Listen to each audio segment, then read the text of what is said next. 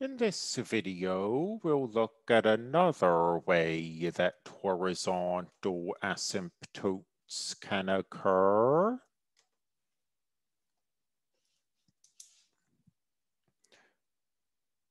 So we've got the rational function, a polynomial divided, let's see if we can get this to focus, perhaps. There, a polynomial divided by another polynomial.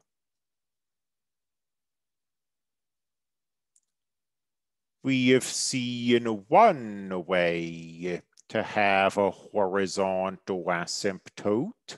Now we'll see another. If the degree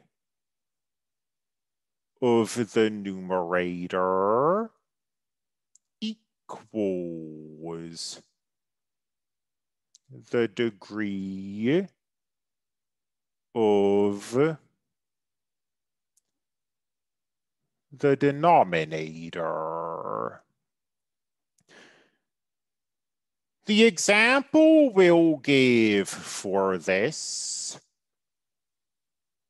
is slightly more abstract than the example I gave for case 1, but I'm getting ahead of myself. What is the horizontal asymptote? It's the leading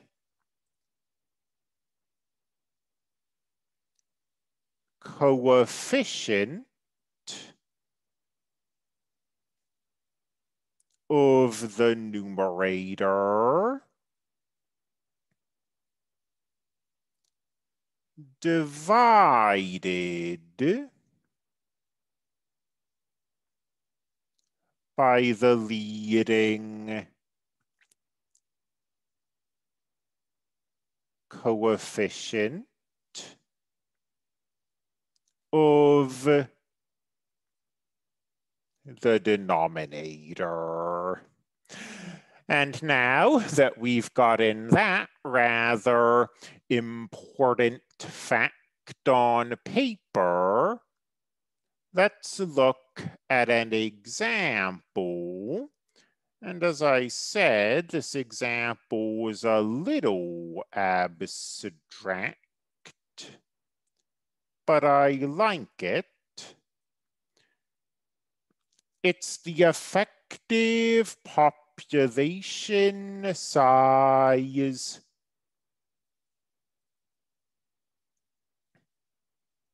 of a herd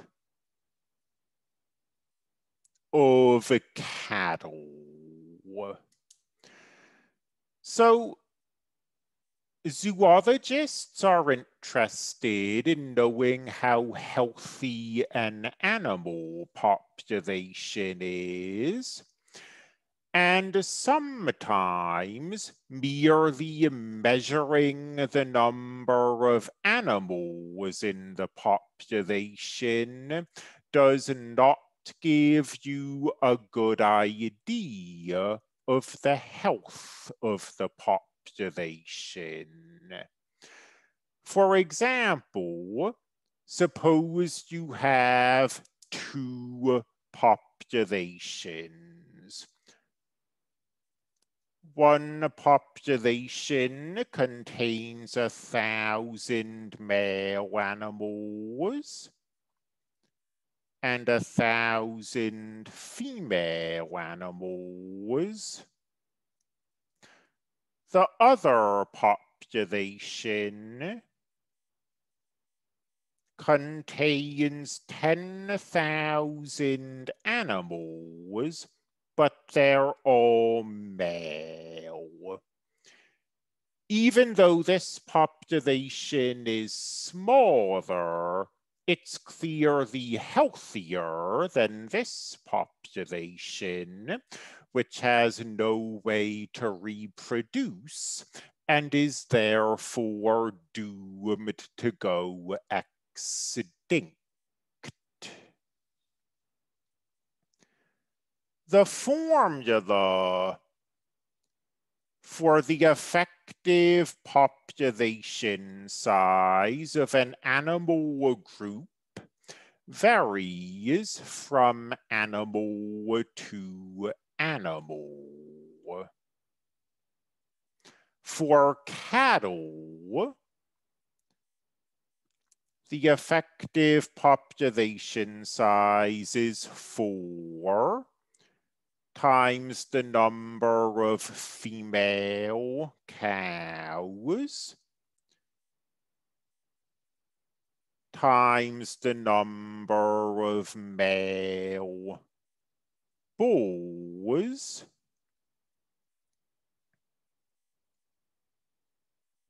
divided by the number of cows plus the number of bulls. Going back to this, if we plug 1,000 in for B and 1,000 in for C, we get an effective population size of 2,000. If we plug 10,000 in for B and 0 in for C, we get an effective population size of 0. As I said, if an animal population has no way to reproduce, it might as well already be extinct. Let's say we own 10 bulls and 10 cows. And we want to increase the health of the herd by buying more animals.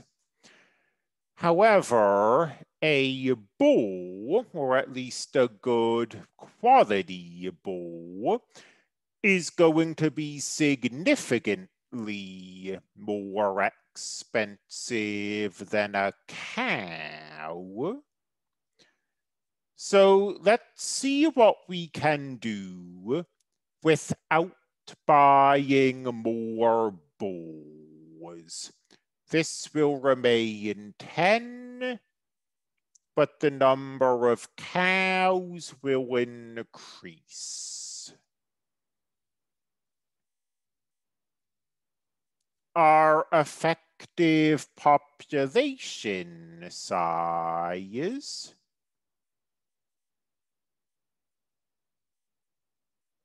is now rational. And this is first degree, and this is first degree. So the degrees are equal. And we have a vertical asymptote then. The leading coefficient of the numerator is 40.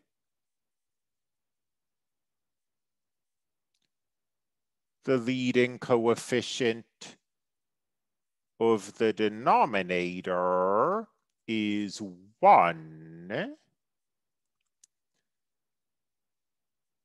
So as the number of cows increases, the effective population size should look more and more like a horizontal line at 40. Here's this rational function. Here's where we start. If I can just highlight, there we go. So the number of cows is 10, the number of bulls is 10, and the effective population size is just the number of animals. It's 20. And as we acquire more cows, the effective population goes up, and the animal population becomes healthier. However, there are limits to how healthy we can make this animal population if we insist on only adding cows into the mix. You see, here we have 10 bulls and 150 cows, but our effective population is not 160. It's about 37.5 animals. Here, our effective population is basically no longer increasing. You could have 700 cows and 10 bulls, and the effective population is still sitting a little under 40. If you want to really increase the health of this herd and you want to make it go past an effective population size of 40, we see that there's no help for it. You're simply going to have to acquire more bulls.